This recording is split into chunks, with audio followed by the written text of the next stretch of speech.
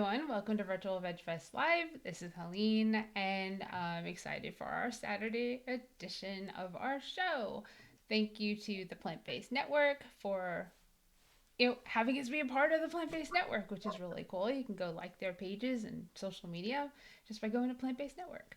And of course, virtualvegfest.com. You can shop and like and support. And we have a brand new contest. If you go to our social media, you can enter the raffle copter and do what you need to do, get your entries. And at the end of the month, we're going to pick someone to win a prize pack from Hodo Foods, Follow Your Heart, or Crofters Organic. Speaking of Crofters, thank you to them for sponsoring our Virtual Veg Fest Live today. And we're going to go into like health and exercise, and powerlifting and music and writing and author and poetry. We have the Vegan Meathead, also known as Daniel Austin, joining us. It's really cool. He's been a speaker at Nashville Veg Fest and Asheville Vegan Fest. And he's in Texas now. I met him in Tennessee.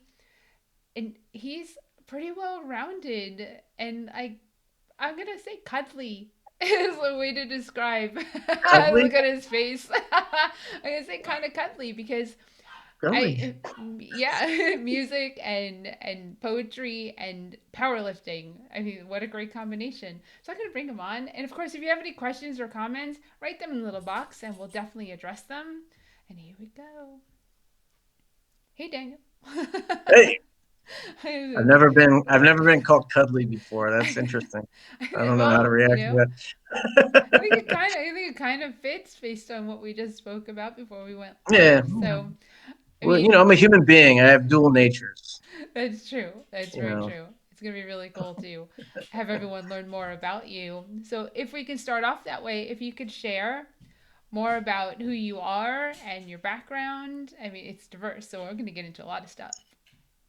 Okay. Well, I would say that I'm a person that grew up not being totally estranged from the concept of veganism or vegetarianism because my mother, excuse me, I got three dogs who are wrestling right now. Hey, um, she was vegetarian, pescatarian before I was ever born. So, geez, my mom's been not eating meat for almost like 40 years now. I'm about to be 38 later this month. So I came out of a vegetarian womb, and in my parents were kind of like polar opposite type people. Um, Whereas my dad was not.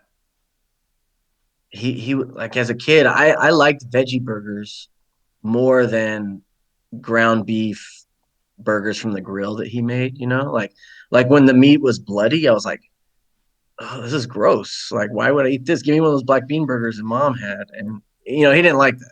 So but I would tease my mom until I was about 15 years old about not eating meat. And I think part of it was all this marketing that we grew up in. We're immersed in thinking that eating meat is like a macho masculine thing.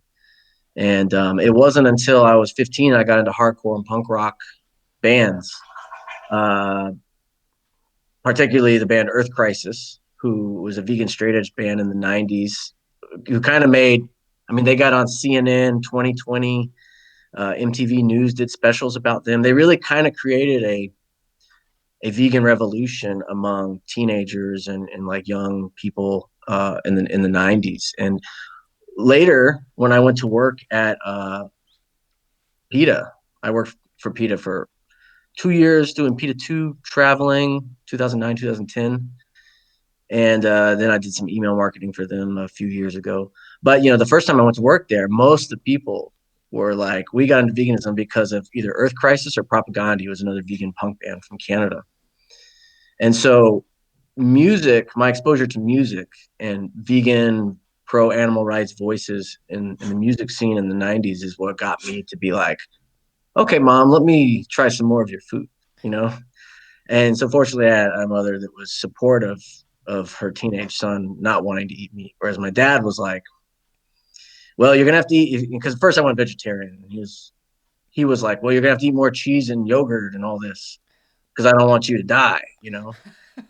And I developed awful sinus infections from like my late teens into my early 20s, not knowing that it was all this extra consumption of dairy that was making it so I couldn't even run a mile without having like not like an asthma attack, but like a drainage attack, like where I would start choking on the mucus draining out of my head. And then every 3, 4 months I would get awful sinus infections and have to go to the doctor and get antibiotics, which weaken my immune system further. And then also through the music scene, when I was touring in the main band, that if anybody follows my music history or career, whatever you want to call it, my main band was called Die Young. Um, we're still technically a band, we just don't do much anymore because we're old. But we played with a vegan band from California called Seven Generations, and becoming friends with those guys, I was like, man, they showed me some veal videos, like veal calves and stuff, and I'm like, man, guys, I'm not walking the walk, like I eat dairy all the time, and so it was an ethical decision about those veal calves to go vegan in 2005 while I was on tour, and strangely, within a year, I stopped getting sinus infections, and it helped me as a vocalist. And I didn't have to go back to the ear, nose, throat doctor for like 9 years when I got like a case of like pre bronchitis from like some international traveling I'd done and swimming in like really cold water, I think. Um, and they were like, "Hey, we remember you. It's been a long time since you've been here. What happened?" And I was like, "Well, I went vegan and I never got sick for 9 years." And they were like, back then we never thought to ask people what they're eating. Now we ask them if they eat dairy all the time. So it's like all those years I was getting medicated, it was making my immune system weaker. And then just removing the dairy from my diet made it so that I could start running. And when I got into fitness, I was initially just running and doing calisthenics, like push ups, pull ups, sit ups, things like that. And yeah, so I guess I'm giving you the long story of how I got into all the things I got into, but it kind of covers the bases of, first it was music that taught me that, oh, this veganism thing's pretty cool. And and from there, I eventually got into activism. Like I said, I worked at PETA a couple of years. I went to like a conference they held in Texas, and a couple of the guys that worked for them were like, "Hey, you're in that band, Die Young. Like you tour a lot, man. If you're ever not on the road with Die Young, you want to tour for us, so we'll pay you."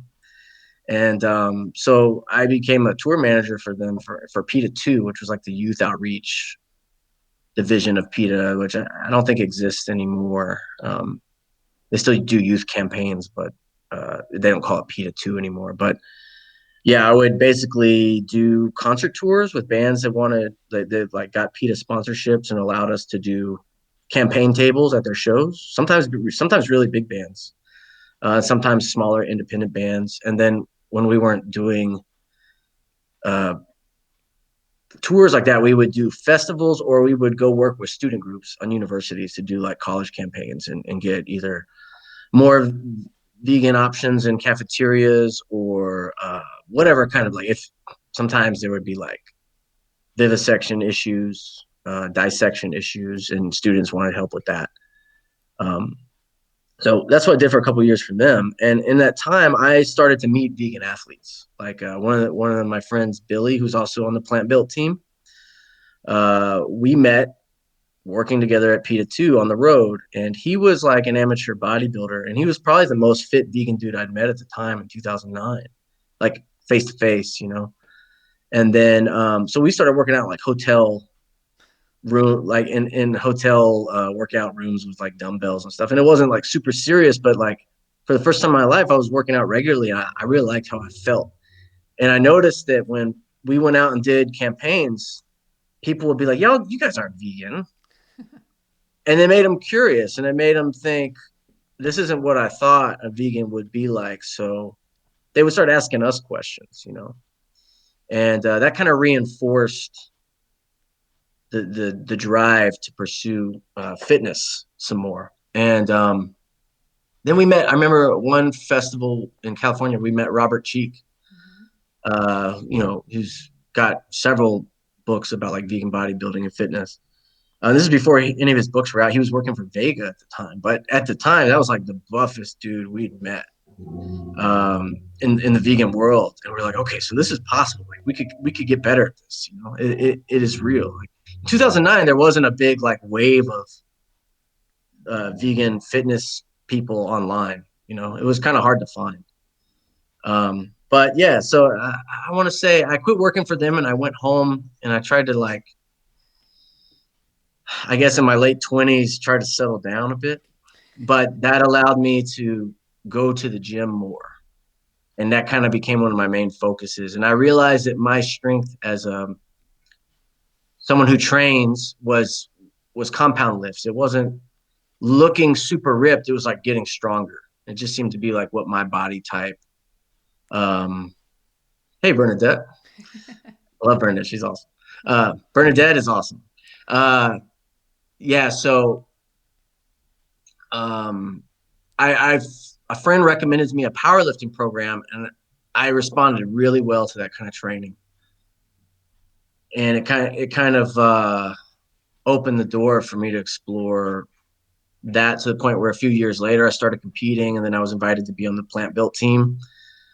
The last time we did the Plantbuilt team, I think it was 2017, but we did great. That we crushed that year. Like 8 vegan powerlifters won 13 medals against like 90 other competitors. So like we really dominated. Honestly, all of us placed top three too. So, um, but Plantbuilt's not really a thing anymore. I guess not officially.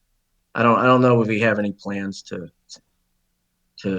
revamp it and do another. And who knows with this COVID stuff now. So, um, but I keep competing on my own.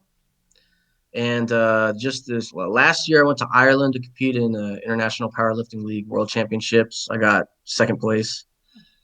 And then this year, well, they canceled the international championship this year. So I went and did the national championship in Ohio for the USPA. And I got first place in my age category, which is 35, 39, and for my weight. So, so yeah, it's pretty cool. Like I didn't start training as a vegan until I was about almost 10 years into veganism. And I weighed about 135 pounds. I was really skinny. Um, and in fact, when I went vegan, I I I lost some weight, but I got a little pudgier. Like I lost some muscle mass, I think from eating lower protein dense foods and lower fat content, which affects your hormones. Because I used to eat a lot of cheese, but I stopped eating cheese, and you lose calories from that. That's going to affect your performance and your ability to put on mass. I didn't know anything about that stuff, about fat, carbohydrates, protein, breaking down the macronutrients of your diet. And later when I started training and I uh, wasn't good at it at first, I realized I had to start tweaking my diet and I would start reading really about like non-vegan bodybuilders, what they do to get protein. And I just started trying to find ways to supplement the protein in vegan ways. And yeah, I've gotten pretty good at it because I put on about, I've gotten up to like almost 190 pounds before, but that's when I was like bulking and I didn't really know how to be efficient. But geez, I mean, that's almost like 60 pounds of, it wasn't all muscle when I was doing it that way, but I learned how to dial it down because, now I walk around about 170 pounds. Um, and I compete at 165 pounds. So, that's a solid 30 pounds above where I started at prior to being vegan. And, I've gotten so efficient with the diet that, most of that is definitely muscle. And I'm 38, vegan 15 years. Well, I'm almost 38, but vegan 15 years, and I'm stronger than I've ever been, like exponentially. And I don't see an end in sight yet. I haven't peaked yet. So I'm just gonna keep rolling with it. The diet that I talk about in my book, the vegan way of the vegan meathead that I put out 2 years ago, 2.5 years ago, is still the diet I stick by when I'm getting ready to compete. So I find that it works. And yeah, I guess that's a long summary, but but to break it down, music led me to animal rights issues, which then led me to activism. And through activism, I found other vegan athletes, and I've continued down that path and had a lot of rewards from it. Veganism hasn't held me back at all. If you're an athlete, if you're interested in athletics and being a vegan, if things don't work for you at first, just keep tweaking until you find the right balance for you. And I guess that's something we'll get more into. Oh, definitely. Well, thank Yeah. you for sharing your journey because I think it's important. It's important for people. Everyone has one, and everyone's on whatever their. I like the mug. Don't mess with animals. It has Yeah, the. this is on my website. That's awesome. And everyone's on a different path of their journey. So, Yeah, and the thing is that your point is that you can start in one area and you can move to another, and yeah. you didn't start out as a vegan athlete. You started out as a musician who fell into Started as veganism. just a skinny nerd. Skinny nerd. I can't even picture you as a skinny nerd as the Yeah. person that I've met. So Well, that's thank pretty, you. you're welcome. You know, I mean, you're a pretty strong personality. I mean, I know that because I've helped do a panel discussion with you in Asheville. So I Yeah. mean, I'm curious. I think other people might be curious because diet is such a big factor. Is what do you eat? Ooh, yeah. So, well, I don't eat a whole foods plant-based diet. So, for one thing I say a lot is a strength diet is not a health diet. But a vegan strength diet can be a lot healthier than a non-vegan strength diet because I eat a lot of fat, um, and I eat a lot of protein. I eat amounts of fat and protein that would make Dr. Campbell and Dr. Ethelston freak the fuck out. So, um, but this is what like what my if people have seen the Game Changers, they don't get in very in detail to Patrick Baboumian's diet, but he's a strong man, which he's done a lot of powerlifting training. His macronutrient breakdown is very similar to mine, where it's about 30+% fat calories, whereas the doctors want you to eat 10%. You know what I mean? And then I'm eating over 30% protein, and then the rest is carbohydrates, and so that's still predominantly carbohydrates. It's about it can be anywhere from in my book, I think it's around 27%. But I could eat anywhere from like 27 to 40% carbs and still hit my protein and fat targets to be good for my kind of training.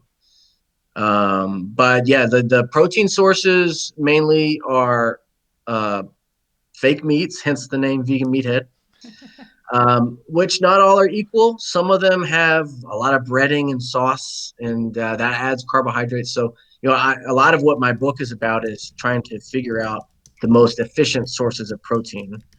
But yeah, tofu, tempeh, seitan, fake meats, protein powders, which I do 2 to 3 shakes a day, or sometimes I make smoothies with the powder. Um, and then maybe for a treat I'll have like a protein bar, but most protein bars have a lot of carbs, so I kind of treat that as like a pre-workout thing because eating carbs before a workout is good. um, so yeah, I'll get, and then there's the trace protein you get from nuts and vegetables and whole foods. Like I do eat whole foods. Eating vegetables very important.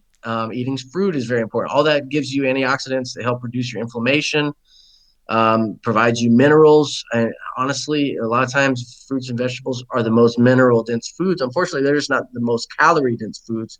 And when you need to eat elevated amount of calories to be able to do the work and the workouts you're trying to do, um, they're not the best sources. So I always say, if you got to hit protein goals, focus on foods like the ones I mentioned that are very protein dense to hit your protein goals, and then fill in all that micronutrition, the vitamins and the minerals with complementary fruits and vegetables with your meals. So that's a lot what my meal plan is like uh like my lunch that I eat twice a day is usually some form of vegan sausage like tofurkey or field roast and broccoli or cauliflower. I don't even do rice with it because I get enough carbs from the vegetables and other things I eat through the day. I find that if I eat too many carbs, I get a bit fluffier. I'm one of those people that like, yeah, that's how my hormones work, my metabolism works. Some people can eat a lot of carbs and just be ripped. It seems like in my family we're not like that. Like my dad's side of the family, who seem to have more of their genes than my mom's side of the family. But those are all things to consider. Finding your balance with your carbohydrate metabolism and your fat metabolism. Um, so yeah, but when it comes to my sources of fat, for example, I do cook with coconut oil. I think it's the best oil because it holds up under high heat. Um, and you don't need a whole lot of oil because I mean, fat is more than double the calories of carbohydrates or protein. But I think fat's the best source of energy. Because it has double the calories, more than double the calories of the other macronutrients. Um, but I'll cook a little bit with some coconut oil in the morning, leave it in the pan, cook some other things throughout the day, so I don't really have to add the oil. Um, but there's that. I'll put peanut butter or almond butter in my smoothies. I don't actually do a lot of avocado. I love avocados and I love guacamole, but I don't really find the need to add them. But if you were going to do a variation of my diet based on the advice I'm giving, you could do that because I mean avocados are great, and technically they got more vitamins in them than oil. But see, there's other fats in the foods that I'm eating too. But between like oil, nuts, and like tahini sauce or goddess dressing, like the Annie's goddess dressing, which I love, which is basically tahini sauce with some more seasoning in it. Um, I mean, like my breakfast is half a bag of the Morningstar chicken strips with a dabble of the goddess dressing. That's pretty much pure fat and protein for breakfast. And then, my second breakfast, I'll add some carbs, like with some fruit in a smoothie.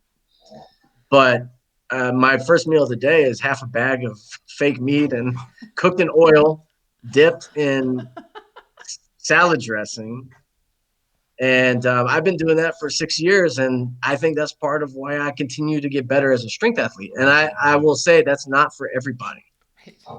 But, and I definitely want to see more vegans get involved in strength sports because we have a lot of room to improve there. And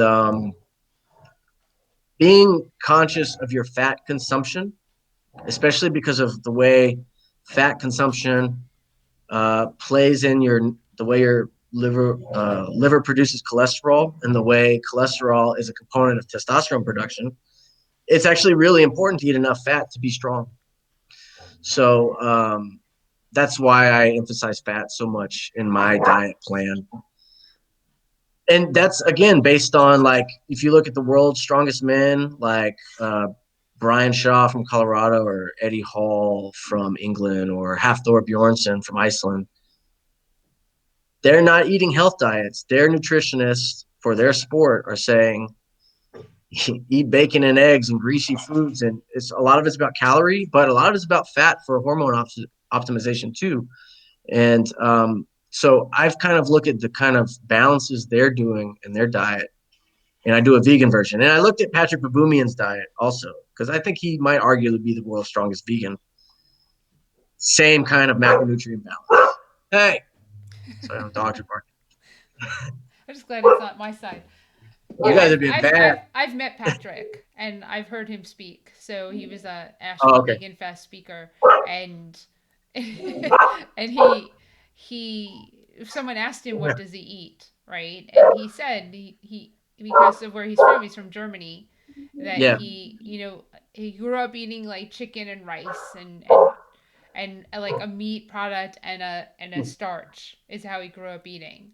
And when he went vegan, he replaced that animal meat product with tempeh, tofu, and obviously more grains and rice and all of that. So he didn't. It wasn't really that big of a switch, and he is. He's like the world's strongest man, and he's short in stature, but Yeah, he can he and pull a I are. house. You know what's crazy is I've never seen him in person. I think he is maybe an inch taller than me, and Yep. I'm pretty sure I'm 5'7", and I weigh 165, 170 pounds. That dude's pushing 300. So I always think about the insane amount of mass put onto a frame my size for that guy to be. I think yikes, because when I got up to like 185, 190, I actually went to, it might have been the dentist, and they check your blood pressure. It was a little high, and I was like, oh, this is weird. As a vegan, that shouldn't be. So I found for me, I don't know what his blood pressure is like, but I got a little bit of a scare like that, thinking, oh, maybe this ain't so healthy getting this big. And that's what, he's in strongman. You need to be as big as you can be in strongman. In powerlifting, we have weight classes. And so I found the weight class where I feel I can be the most competitive, which is the 165. And that's where I've been for 6 years. So I've gotten a lot stronger while staying the same weight. And so, not to like be the salesman for my diet, but I have to be doing something very right to stay the same weight and get a lot stronger. And which is kind of the magic rub a lot of people are looking for all the time. Oh yeah, Yeah. because Erin Fergus was on, and I've watched Erin try like more metamorphosis from 2014 to this year, Mhm. where she competed and she was already a champion, and she's a champion this year. Except Mhm. instead of in she did the physique as opposed to the bodybuilding, because it's not my Mhm. thing. So she came at her and she trained at home, all Mhm. year pretty much. And I can't. I You watch somebody get bigger but smaller. Yeah, bodybuilding is interesting because a lot of times you look more ripped when you're smaller. A lot of I know Aaron, we did the Asheville panel with Yep. you, and it was funny because Brittany and Dr. Smith were more like general health or endurance. Yep. And again, like that's what I'm saying. It's like a strength diet is not for everybody. But it was like it was almost like me and Aaron versus the other two based on like what our diets require. Because it can really be so opposite doing endurance sports versus doing strength sports and weight training. But it was almost like if I said something, Aaron would just be like, when we got to her turn to speak, she'd be like, "What he said." Like, just Right. that's what I do. Like, you know, Exactly. um, except except in her sport, she goes through that long period at the end of whittling down, where she'll actually get weaker, or bodybuilders in general, they will get weaker as they start to make the veins pop out and they reduce the fat, and that goes back to talk about how important fat is for strength. I'm usually about like 13% body fat, and I've stayed about that for however many years now. But that's way too fat to be a bodybuilder. That's the bulking season for a bodybuilder. You have to drastically cut that off. And that's one reason I found out when like the first person I met who was into fitness as a vegan was Billy from the Plantbuilt team. Most of what he taught me was more bodybuilding oriented. And then when I met Robert Cheek and got his book, that was all bodybuilding oriented. And then when I started trying to do that for myself, I was like, this is miserable. I just I like feeling strong and like not hungry all the time, and because we are stronger when we're eating in a caloric surplus, and I find that technically you don't look as ripped. Some people as power lifters or strongman can still look ripped, and again, that's very genetic. I think those are the kind of people that are like, you just hate them because they're going to look like that no matter what. But for most people, it takes a lot of work and a lot of discipline and a lot of suffering, like self-imposed suffering. And I'm just, respect to Erin. I mean, she's one of the best at what she does, and I think most of the time in terms of hormone optimization and macro balancing in terms of strength and building muscle. We're absolutely on the same page. And then she has to take a like a diversion at the end of her cycles to get ready for a show where I mean, I think that's the hardest part because I mean, what reducing the calories does to the way you feel and your moods and oh, it's rough. So I found that bodybuilding, I'm gonna let other people do that. I'm just gonna try to get strong. You know, if my six pack disappears, that's fine. Like I just like being strong, and that's that's a compromise you make. Unless you're one of those genetic freaks, it's gonna look like that no matter what you do. So, can you share exactly what powerlifting is for those that don't know? Oh, okay, yeah. Powerlifting is just three lifts. It's the squat, the bench press, and the deadlift. And so you train those three lifts primarily, and you'll do other kinds of like training to assist that, like assistance workouts to, supplement whatever your weak points are in those lifts. Like if you quads need a little more hypertrophy or a little, you need to grow your quads or your hamstrings or your glutes a little bit. Like you'll do workouts to enhance those parts of your body, but the actual lifts themselves are all compound lifts and they're mostly full body. I wouldn't say that bench press is full body, but you do use more of your entire body than people think. If you're going to put up the max bench press that you can. Sorry. Okay. Hey, come here. How dare people exist outside this house? I know. Um, yeah, but in a powerlifting competition, you get 3 attempts at each of the lifts. So you start in the morning with the squat.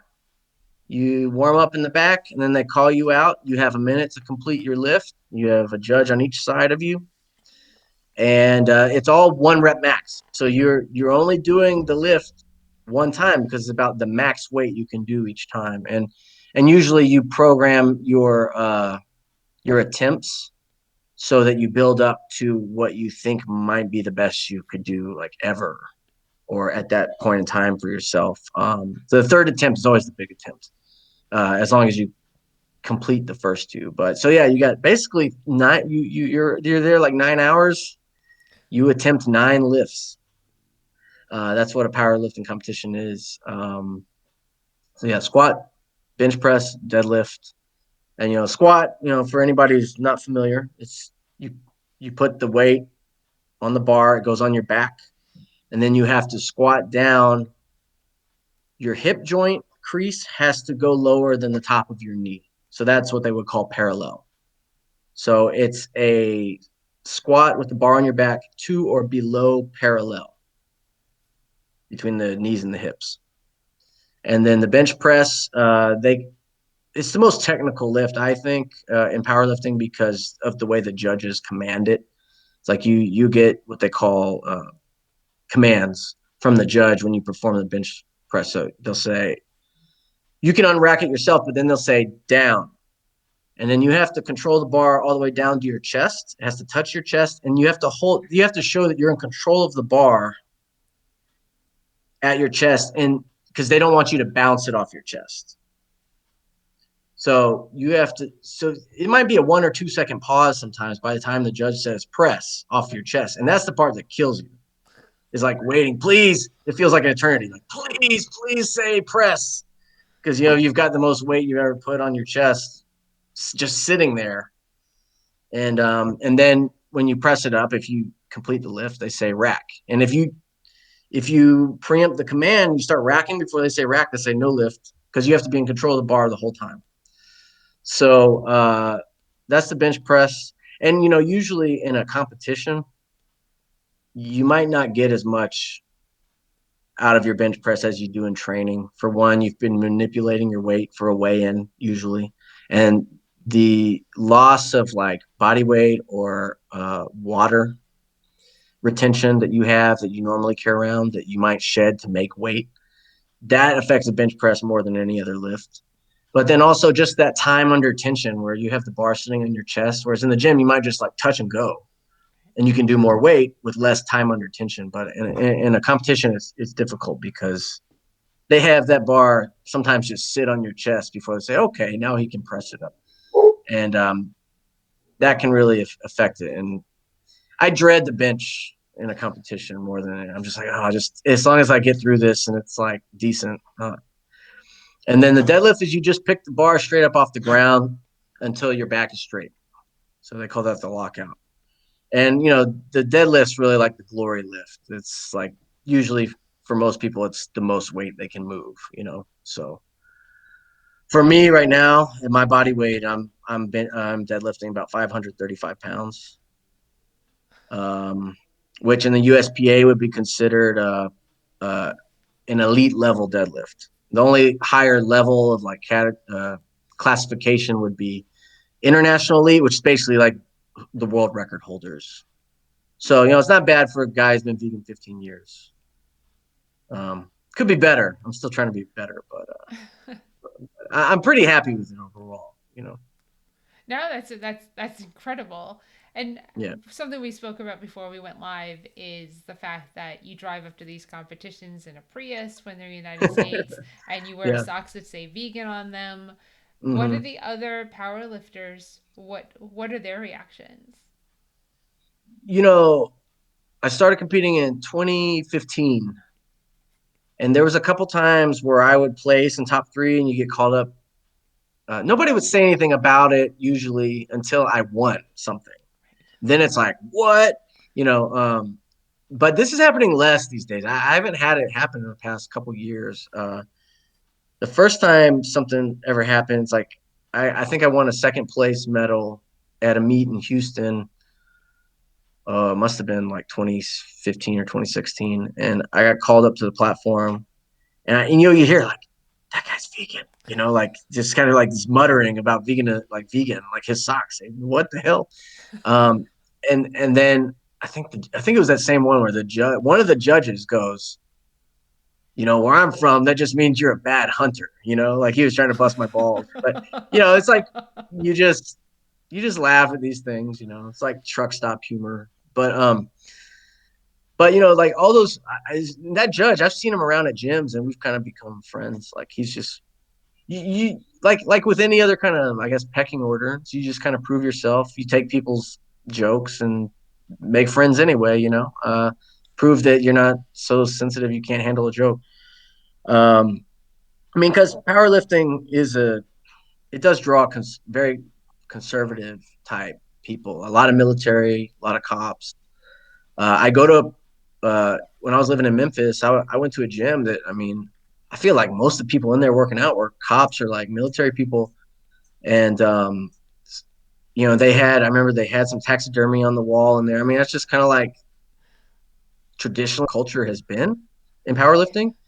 But, when I make a good lift, they're like, hey, man, that's a good lift. And if they want to ask me about veganism, totally, totally down to talk about it. Otherwise, I don't make a big deal about it. But one time I was about to go up and do my deadlift, and one of these girl judges was like, "You can't get beefy eating leafy," because she saw my socks, and I was like, "All right, well, watch me." And then I got second place at that one, but she was like, "Okay, well, you proved me wrong."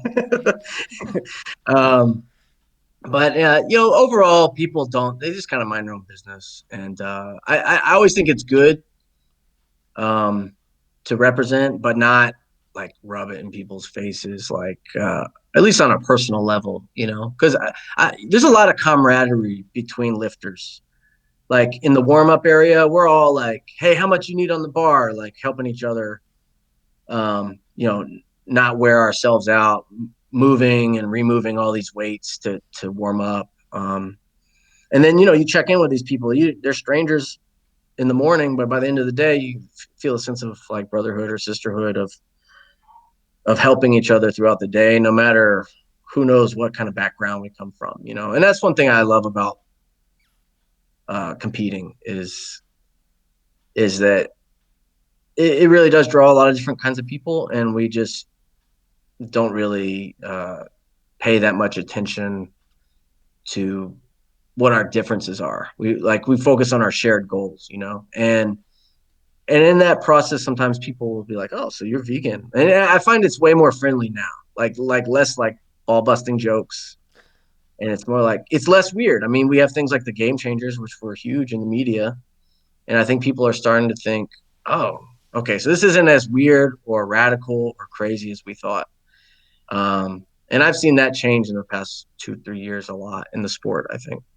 But there's still not enough vegans at all. It's like I'm usually the only vegan there, you know. And you know, I've connected with more vegan lifters online, but still not that many of us. You know, there needs to be more. Um, so I think the way we're going to get more people is by as vegans being good at this. Right. There's a woman named Ramona who I think is going to go to the Olympics Oh as wow. as Okay. a power lifter. Well, it's not an Olympic sport. It must be Olympic weightlifting. Olympic with something. She's going to come on Yeah. in January. She's Oh, trying to cool. raise funds to get to the Olympics, and I'd have to go back and look at her email. But yeah, she's in the sport, and she's looking to raise the funds. So we're going to bring her on to hopefully help with doing Cool. that and share her story too. I love bringing the Mhm. athletes on because it's one of those things where people go, there are a lot of people that think, yeah, vegans will, you can't just like lift weights or be in bodybuilding or an athlete or a football player or any sport and just eat lettuce. And it's like, well, what? That's not what's being eaten. And Yeah, like it's it not what's is, being but eaten. it's I like on never. I never eat lettuce. Listen. I never. Like that's not a wise choice of greens. Like go for the nutrient dense greens like kale and broccoli. You know, collard greens. You know. But right. even then, like I said, like I mean, that's a good source of micronutrition, but it's not a good source of protein, and it's not a good source of calories. So yeah, but Right, and that's really important to clarify is that the diet that you're putting out there isn't the healthiest diet for an everyday 9 to 5 working individual who maybe goes for right. a walk once a week. Mhm. Yeah, it's totally unnecessary, and you would Yeah. get fat on my diet if you weren't doing the work to burn off all these calories or trigger the hormones in your body to transform to absorb the food and make muscle tissue out of it. Like if you're not putting your body through that stress and forcing the adaptation, yeah, eating extra protein is useless. And that's why most Americans, non-vegan Americans, would be better to eat less protein, less fat, and just eat less in general. Um, because most people don't do enough activity to warrant all those calories. Right. And what you just said, it, it's more. I want more details. Yeah, because that's and it's like completely lost from my mind. Like exactly what Yeah, you yeah, said, but you know, it, people can't. Well, people can. They can keep eating the way they're eating, but you're right. They'll heart attacks, heart yeah. disease, diabetes, strokes, high cholesterol, cancer, all stem from eating a high fat, high cholesterol, animal based diet. And sadly, unless you're doing what you're doing, like you said, changing your hormones. That's what you said, right? Hmm. How Yeah, how you create a stimulus for your body to adapt. And if you're just working at a desk and watching Netflix, there's no stimulus for adaptation. There's no need for all these extra amino acids and calories. So it's all surplus, and that's why like all those health problems you just listed. That's why we have them. It's lack of activity, it's lack of stimulus, but people are unknowingly or unwittingly eating all these calories anyway. Yeah, I kind of challenge everyone if you're kind of wondering why you have like the COVID 15 or 20 or 30, or just, you each year you're gaining 10, 15 pounds. One of the best pieces of advice I can give is to take like at least a week, I'd say up to a month, and track the calories of everything that you're eating. Mm-hmm. As soon as you start tracking what you're putting into you and realizing how many calories, fat, everything that goes into it, you'll be shocked. You'll be Oh absolutely yeah. shocked at like your portion sizes and what those portion sizes equate to in regards to calories and fat and carbs and protein. It depends on how deep you want to get into it. But just to track your calories Totally. and portion size, once you start doing that, suddenly you'll stop eating such large portions because you'll be Yeah, like, people don't whoa. realize. I mean, people love cheese, and whenever people ask me about veganism, they all say, "Oh, ethically, I think what you do is great. I could never do it though because I'm addicted to cheese." And You it's like, are. yeah, well, there's a cost to cheese because, like I said, fat is more than double the amount of calories of carbohydrates or protein. Cheese is the most commonly consumed source of fat in America. Uh, and I mean, when I went vegan from being vegetarian, and I would go get a pizza and it was just tomato sauce with some vegetables on bread. I was like, man, I'm losing a lot of weight. I was already small. I was probably like 140 pounds. I went down to like under 135. And my dad was like, you don't look so healthy this year.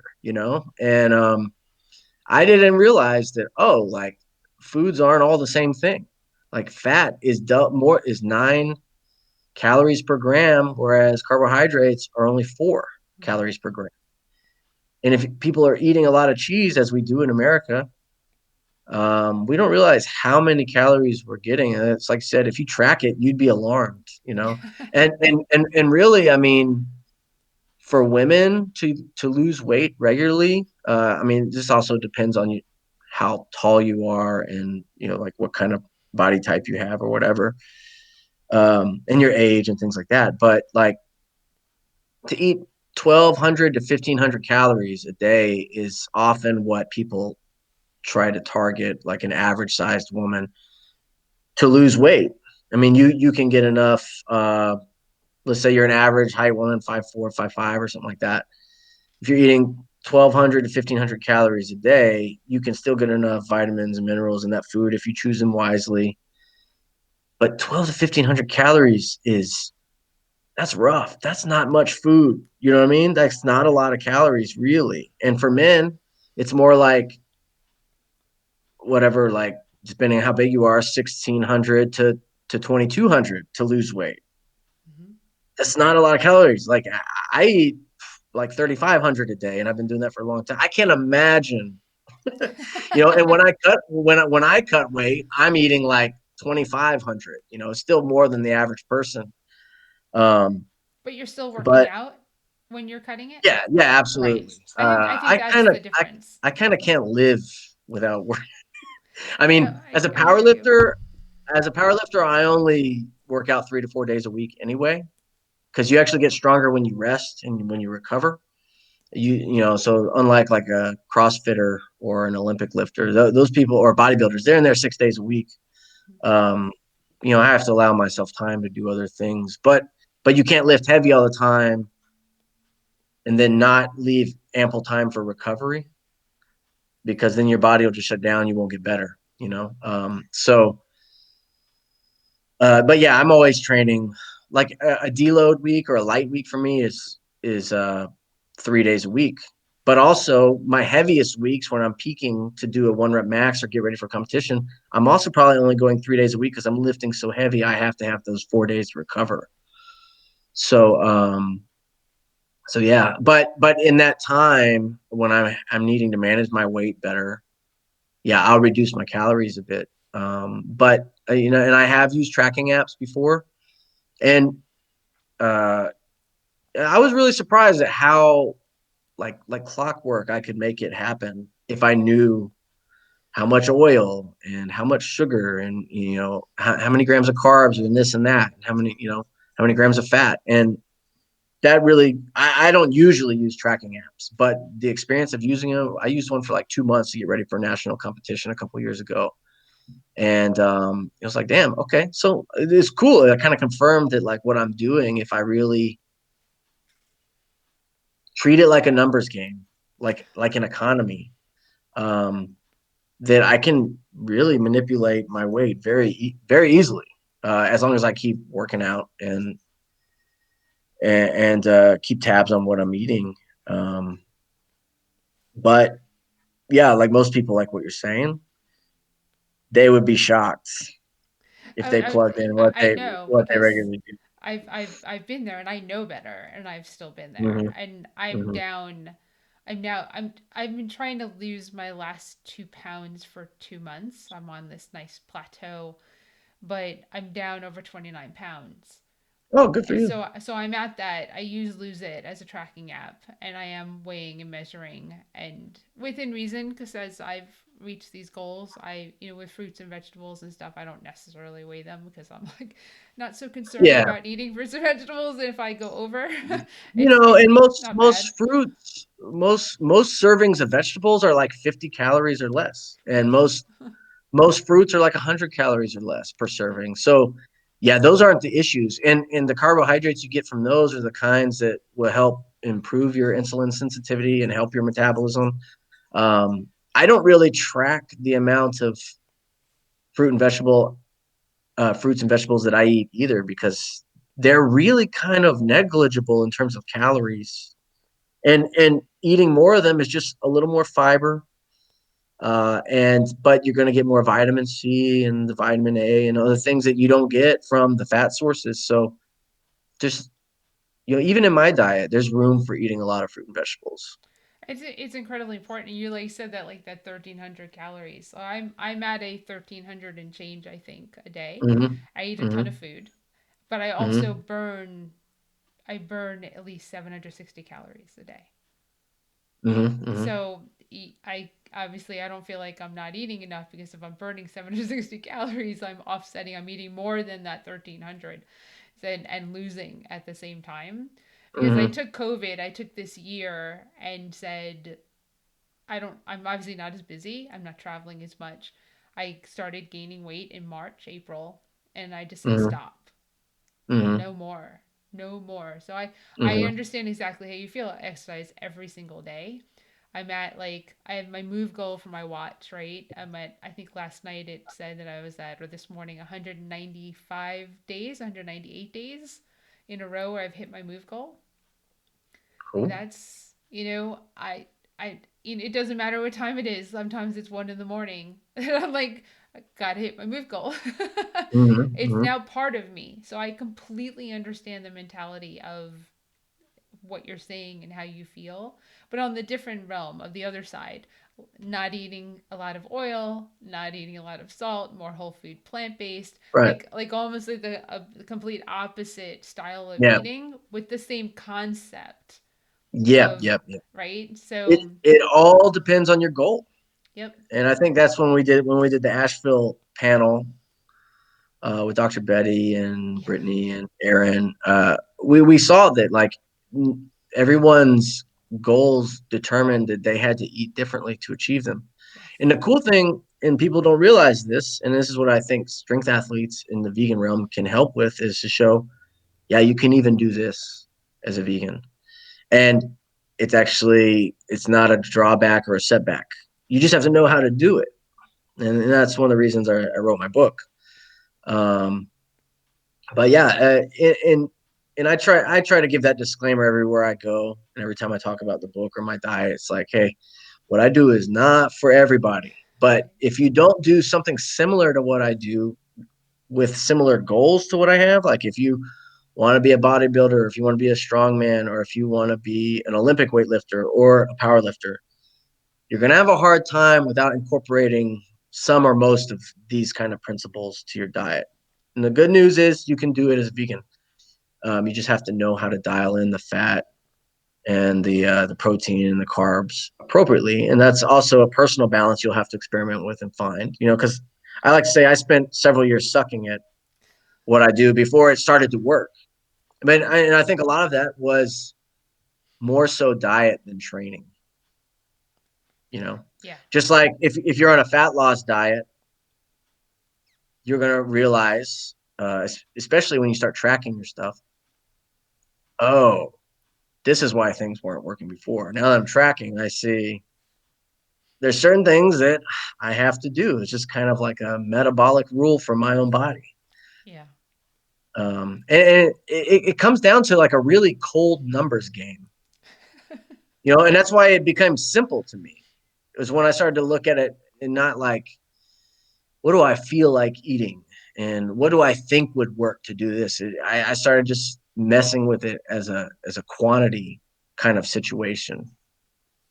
And like I said, I've been eating the diet in my book for 6 years, and I continue to get better at what I do. Um, and granted, that's my own personal relationship to that kind of diet with my metabolism. But I think it's a good blueprint for anyone that's interested in developing strength as a vegan and trying to figure out their own personal balance. It's a starting point. You can dive off from there. Right. And that's a really important point is that just because it works for you, everyone has to tweak what works for them and what they Mm-hmm. choose to do, right? Like it could be Mm-hmm. weight loss, it could be powerlifting, it could be Mm-hmm. athletic, it could be runners. You can be an incredible endurance athlete or just athlete, muscle muscle head Mm-hmm. athlete, meathead athlete Mm-hmm. and be vegan Yeah, and be I think strong. that veganism, like a whole foods plant based version of it, absolutely translates to like a more natural success for endurance athletes. Mm-hmm. Because like when you look at uh, the game changers and Scott Jurek, the ultra marathoner, or if you look at Brendan Brazier, who's also an ultra marathoner who started Vega supplements, if you look at their diets in real life, they're very light, very high, more carbohydrate oriented diets, higher fiber diets. And granted, like I still get adequate fiber, but I find for someone that's trying to keep mass on your body, they say fiber is the broom that cleans the colon, makes things move through you faster. Right. And if you want to absorb more amino acids, you might not want to eat as much fiber. Whereas if you need to be light and move fast for a long period of time, more fiber helps you stay lighter.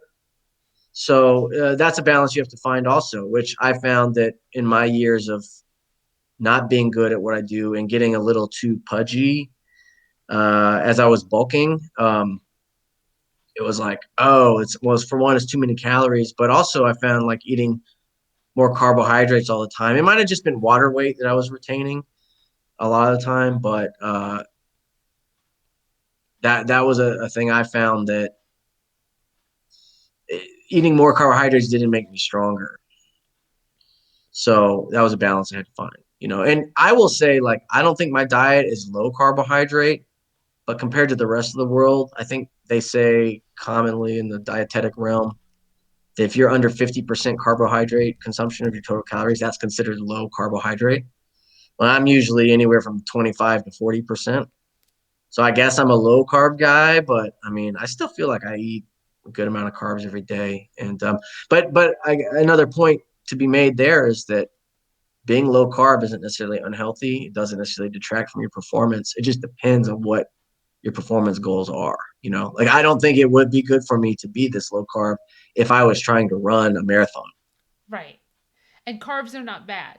Like No, not at eliminate all. carbs. No, don't eliminate carbs. Carbs are bad for I, you. I'm not even I'm not even against simple carbs. It's just a matter of timing and how much. Like you can certainly overdo it, but if people follow me on Instagram, a lot of times, well, so I live in San Marcos right now, which is like half an hour south of Austin. But I still have a gym membership at a really cool, like old school weightlifting, like serious bodybuilding weightlifting gym in Austin called High Park Gym.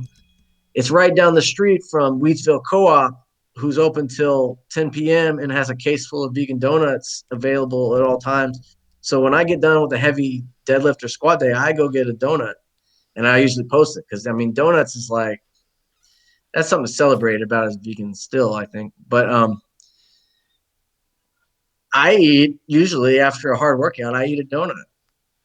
And it's not screwing me up. Right. Maybe it's not helping me. I think it psychologically helps me, which is important also. uh, Incredibly important. That's yeah, your reward. That's what you having reward a little bit yourself of with. reward, Yep. yeah, having a little bit of reward and that simple sugar. And I eat it after workout because that's when your insulin is going to be most sensitive and you're going to absorb and digest sugars more effectively than when you're just sitting around, when your heart rate's up and all that. So I eat it at a time where I can optimize the sugar in my bloodstream better than if I was sitting around working at home or whatever. And I usually won't eat those things if I don't work out hard. But it's really nice to have them sometimes, and to have them sometimes helps you not go on a binge later. Yep. And they're not like they're not always bad. It's not 100% good or evil, with simple sugars. I mean, shout out to all the great vegan bakeries out there. It's Oh, like I love your stuff. I exactly. I just can't. Nobody should live on it, but Right. I'm glad it exists and we need it sometimes.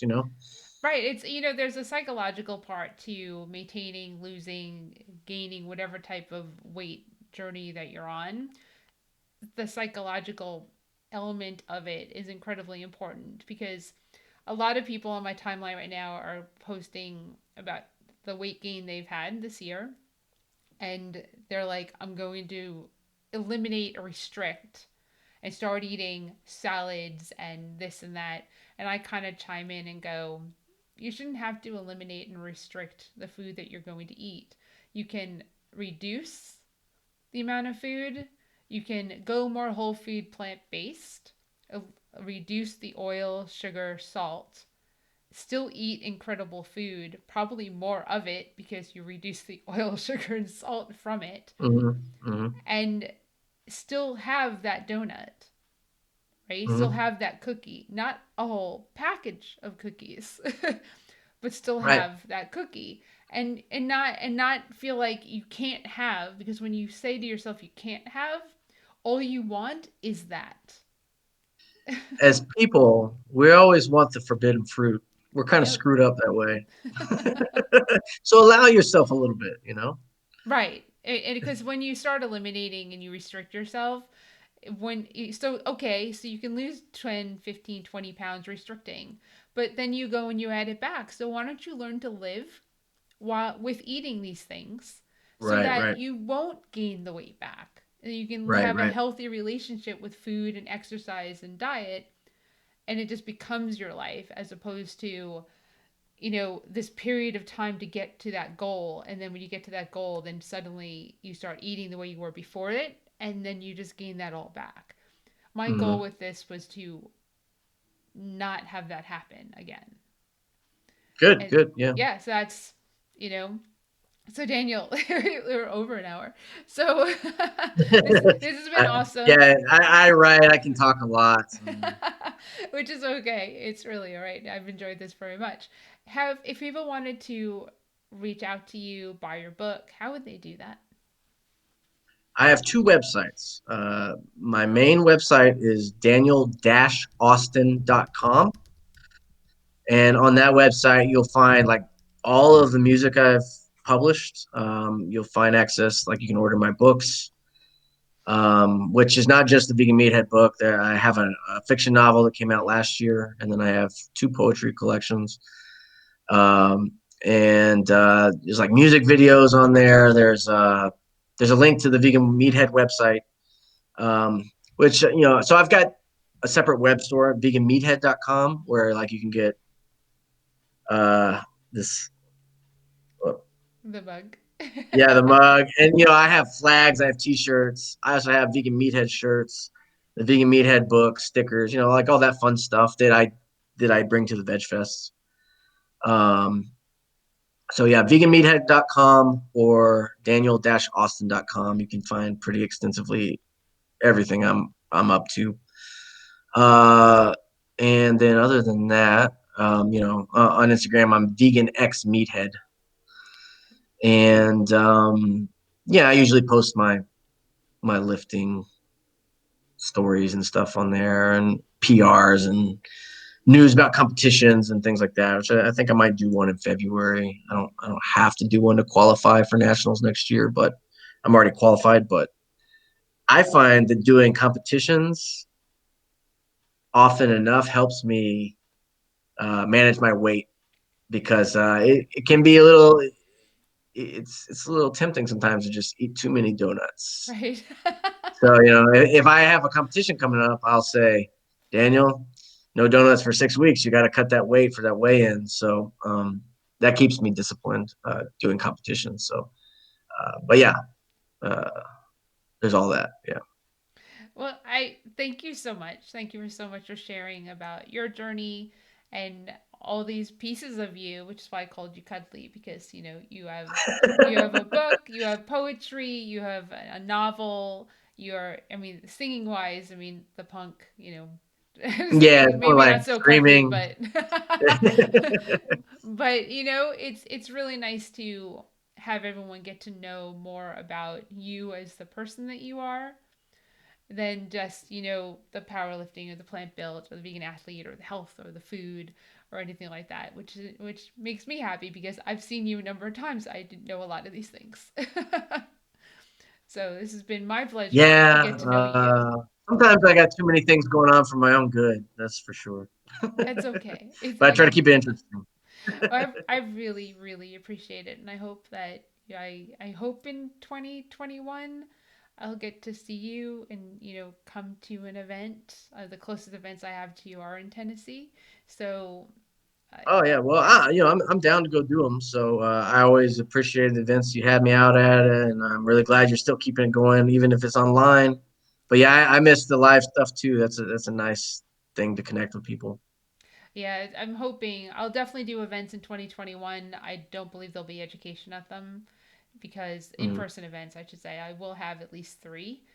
But I, the way COVID is, not going to have people sitting next to one another and someone Yeah, yeah, speaking. yeah, Plus it'd be weird because you'd have to wear a mask while speaking. I mean, just yeah. it's just not the time, or it's not yet. And hopefully 2022. Hopefully, I'm knocked on wood. Uh, we can Who have knows? somewhat more normalcy when it comes to events. But even if not, then we can just kind of go 2023. Uh, wow. Yeah. Yep, well, I'll just be like 3 years older. That's all. It'll be all good. And because we're vegan, we'll be just as healthy. But thank you so much, and I hope you have a great rest of your day. And you're a little bit earlier than we are because you're in Texas, and I look forward to hanging out again. Yeah. Thanks for having me on. Glad you're keeping this thing going. You're welcome. Bye, Daniel. Bye. Bye. Hey, everyone. Well, thank you so much for joining us for Virtual Vegfest Live, our Saturday edition, and our talk with Daniel. I hope you learned a lot. If you decide that you want to become a powerlifter or a vegan athlete or anything, I say definitely reach out or, buy his book, buy a mug, buy his little flag, but, definitely reach out. And also, if you're into music, clearly you want to reach out to him to listen to his music. And we didn't talk about it live because we talked about so much other stuff, but he has a record deal. So that's something you'd probably want to check out too. He's actually recording he's singing tomorrow. So that's awesome. So next week on the 10th at 4 p.m. Eastern Standard Time, we're going to be live with JP and Andrea. They're out of Colorado and they have a sanctuary over there. So I'm going to go to that. And then on Saturday at 4, I'm live with Stephanie Mosley and we're doing a cooking demo. Love to do cooking demos. So let's finish this up like we do. Plant based network mask. Please wear your mask over your nose, under your chin. Incredibly important. Don't do it here. Why? Because your nose is connected to your lungs. So this is rendered useless if you don't cover both your nose and your mouth. Clearly, I can talk to you and you can still hear me with the mask on. Please do that. Please be kind. Please take care of one another. And go and enter our Rafflecopter contest to win some cool prizes. Subscribe to Virtual Vegfest on YouTube and the Plant Based Network on YouTube. And like all our social media. And we'll see you next time. Thanks so much for joining us. Bye, everyone.